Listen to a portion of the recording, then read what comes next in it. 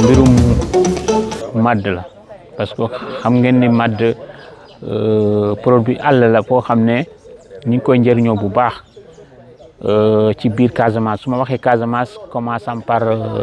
région de Ziguinchor Sédhiou et Kolda màdd bi am na fii amoon na bu njëkk lu ëpp lii parce que nit ñi dañ koy dagg dañ koy def loo xam ne du ko permettre mu nekk toujours là quoi parce que am na yoo xam ne bu ñu yegee ci garab bi au lieu que ñu dagg màdd bi rek dañ koy dagg garab bi ci boppam loolu mooy tax dagg màdd bi léegi wàññeeku na bu baax ci gox Kolda bi mais toujours est-il que ak projet bi ñu bugg a def ñun ak waa ETDS ñun ISRA ak ANCAR dañoo bugg a jàppale population yi pour màdd bi mun a ñëwaat loolu nuñ koy defee dañuy def ay pépinière dañuy former nit ñi di defar ay pépinière de màdd parce que loolu mën na nag parce que nit ñi mësuñu ko gis mais mën nañ ko def di ko greffer sax pour mu gaaw a jur donc loolu la ñu bëgg indi ci lu bees ci projet bi donc processus boo xam ne tàmb nañ ko depuis 2017 Ziguinchor waa Ziguinchor kii jigéen yu bari ak góor ñu bari dugg na ci projet bi léegi waa Kolda moomu desoon quoi loolu moo tax ñu ñëw fii tey commencé première rencontre bi xam naa ne processus bi dina continuer ak fan yu néew. ñun dañuy essayer d'abord ci suñu biir suñu gisee innovation ñu test ko duñ koy waxee en station bu affaire bi baaxee bu ñoree après ñu soog ko tas ci dëkk yi quoi. Actuellement expérience bi def nañ ko plusieurs fois def nañ ko fii Kolda def nañ ko Ziguinchor nekk loo xam ne màdd mën nañ ko def pépinière élever ko ba mu mag soog ko planter ci tool yi mais am na technique yoo xam ne plusieurs façons quoi mën nga ko planter nii mais loolu amul tellement importance mais il faut nga wutal ko ay tuteur ay bant yoo xam ne mën na ko téye pour mën a ñëw ci kaw tuuti mais màdd yooyu c'est des bons màdd comme màdd naturel loolu la ñu bëgg vraiment tas ko ci dëkk yëpp pour màdd bi mun a ñëwaat bu baax. defoon nañ ko fii il y a quelques années fii nii ci centre bi gis nañu résultat yu baax et puis nit ñi dañ ko def leen intéressé donc suñu liggéey léegi vraiment jàppale population yi pour affaire bi mun a tasaaru ci dëkk yëpp yoo xam ne soxla ñu am màdd. waaw li sabab ndaje bi mooy depuis 1 an tey jii màdd la ñu tànn. pour mu nekk produit bu njëkk ci Sénégal ci label boobu puisque dëkk yu bëri tey ji africain ñi ngi ci yëngatu ci wàll boobu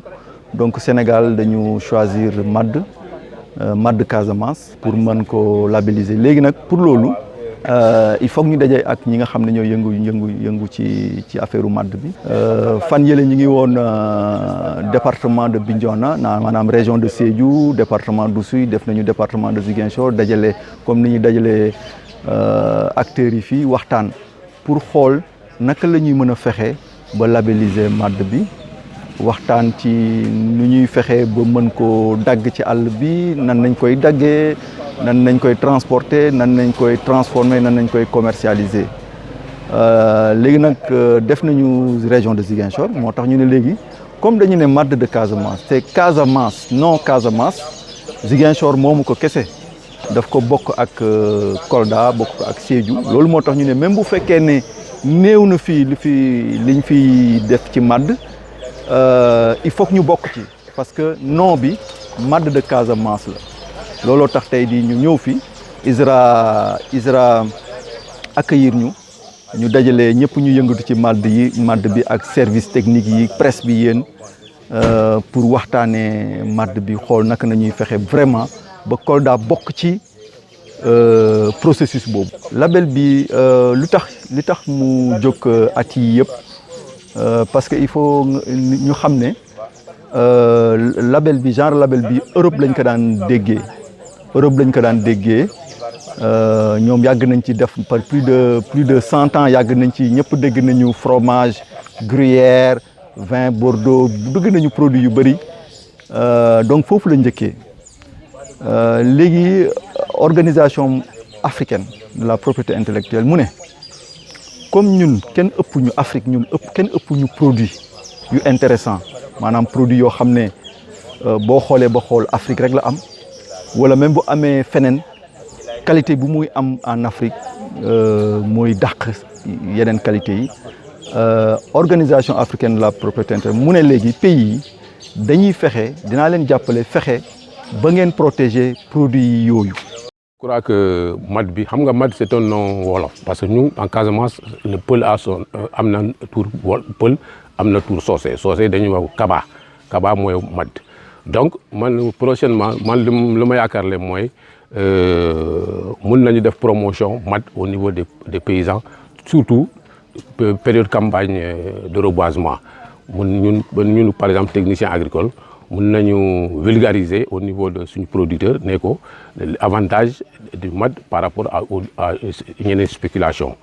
maanaam du ñu nekk nii rek di reboiser seulement ay orange ay mangue mais mun nañu leen pousser pour ñu dem si reboisement wala si verger MAD comme ça labellisation mun na am chance dañuy am production day yokku day am qualité. Comme li ma waxoon si français rek le fognon di soosee waa Findo et le sésame comme lu ñu wax Benno te ñaari produits mun nañu leen habiliser bu baax parce que am nañu zones yi dañuy pousser bu baax et en si quantité bu baax mooy pour des par exemple moo jël fognon bi département de Bounkiling côté Sénoba dañ koy béy foofu bu bari te ay qualité bu baax mooy jënd foofu pour des sésame la mooy Benno boo demee CFA ak at bu nekk chérif yi dañu koy béy ay quantité bu bëri donc produit yi mun nañu leen labelliser te dégg naa sur le plan sanitaire sax fognon bi baax na pour affaire diabète ñi diabétique dañu koy soxla pour lekk parce que bëriwul sucre quoi donc c'est mooy voie bi bu ñu ko toppee mun nañu ko vulgariser ci grande quantité bi pour que vraiment ñu labelliser ko.